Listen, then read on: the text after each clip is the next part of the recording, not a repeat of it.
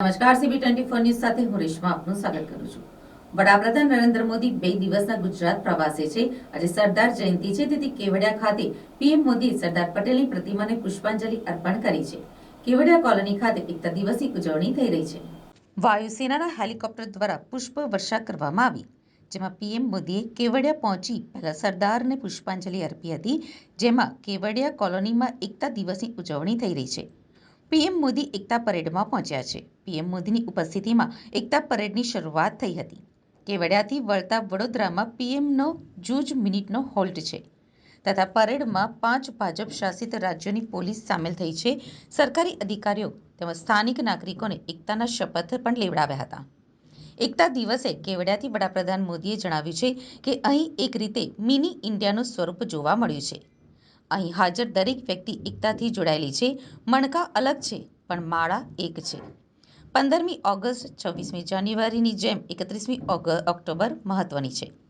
આ દિવસ રાષ્ટ્રીય એકતાના સંચારનો પર્વ બની ગયો છે.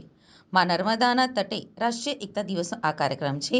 આજે થયેલી પરેડે દરેકને અભિભૂત કર્યા છે. સરદારની પ્રતિમામાં એક ભારત એક શ્રેષ્ઠ ભારતનું પ્રતિબિંબ છે. દેશના ખૂણે ખૂણેથી માટી ઓજાર લાવી પ્રતિમાનું નિર્માણ કરાયું છે. તૃષ્ટિકરણ કરતા લોકોને આતંકવાદની ભયાનકતા દેખાતી નથી. તૃષ્ટિકરણની વિચારધારા ખૂબ જ ઘાતક છે. આતંકી ગતિવિધિની તપાસમાં ઢીલાશ રાખે છે. આગામી વર્ષે લોકસભાની ચૂંટણી યોજાશે. એક દેશ વિરોધી પોલિટિકલ એલાયન્સ બન્યું છે. દેશની એકતા તૂટે તો પણ તેનો સ્વાર્થ સર્વોપરી છે. દેશની એકતા તોડીને સ્વાર્થ સાધવા આ એલાયન્સ છે. દેશની આગામી પેઢી માટે આપણી જવાબદારી છે. વડાપ્રધાનના હસ્તે આજે હેરિટેજ ટ્રેનને લીલી ઝંડી અપાઈ હતી. સ્ટેચ્યુ ઓફ યુનિટી ખાતે પીએમ મોદીના હસ્તે હેરિટેજ ટ્રેન શરૂ કરાવી છે. આ હેરિટેજ ટ્રેનમાં 3 કોચ છે, જેમાં 144 પ્રવાસીઓ બેસી મુસાફરી કરી શકશે. અમદાવાદથી આ ટ્રેન દર રવિવારે સવારે 6:10 કલાકે ઉપડશે અને 9:50 કલાકે કેવડિયા પાછી આવશે અને રાત્રિના 8:35 કેવડિયાથી ઉપડી અને 12:05 કલાકે પ્રવાસીઓને અમદાવાદ પહોંચાડશે. આ ટ્રેનની ખાસિયત એ છે કે તેને હેરિટેજ લુક આપવામાં આવ્યો છે. સપ્તાહમાં એક દિવસ આ ટ્રેન દોડશે, ત્યારે પ્રવાસીઓ માટે બેસવાની સીટની અલગ જ પ્રકારની વ્યવસ્થા કરાઈ છે. एकता के लिए दौड़, लाखों लोग सांस्कृतिक कार्यक्रमों के जरिए इसका हिस्सा बन रहे हैं. जब हम देश में एकता का ये प्रवाह देखते हैं, जब 140 करोड़ भारतीयों में एकजुटता के ये भाव देखते हैं, तो ऐसा लगता है जैसे सरदार साहब के आदर्श ही एक भारत श्रेष्ठ भारत का संकल्प बनकर हमारे भीतर दौड़ रहे हैं. मैं इस पावन अवसर पर सरदार वल्लभ भाई पटेल के चरणों में नमन करता हूं. मैं सभी देशवासियों को राष्ट्रीय एकता दिवस की अनेक अनेक शुभकामनाएं देता हूं. मेरे परिवारजनों, आने वाले 25 साल भारत के लिए इस शताब्दी के सबसे महत्वपूर्ण 25 साल है. इन 25 वर्षों में हमें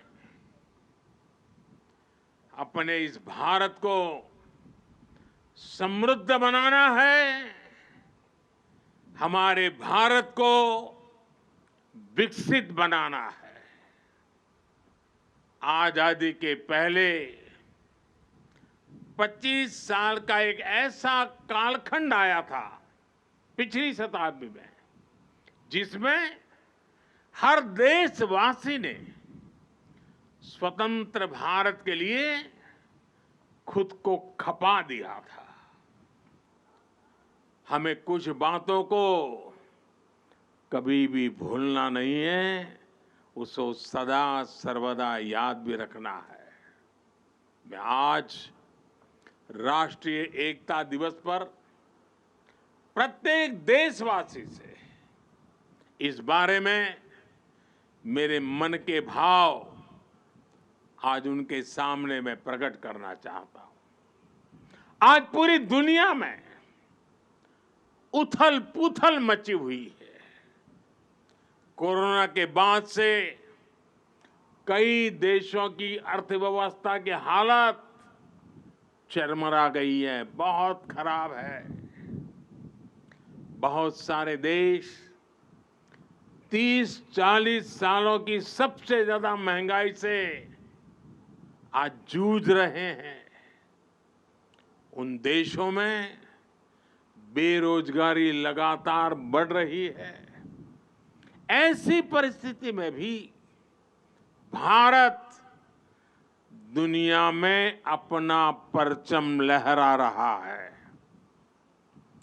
हम एक के बाद एक चुनौतियों को पार करते हुए लगातार आगे बढ़ रहे हैं। हमने नए रिकॉर्ड बनाए हैं। हमने नए पैमाने भी बनाए हैं। पिछले 9 साल में देश जिन नीतियों और निर्णयों के साथ आगे बढ़ा है, उसका प्रभाव भी आज जीवन के हर क्षेत्र में देख रहे हैं। भारत में गरीबी कम हो रही है।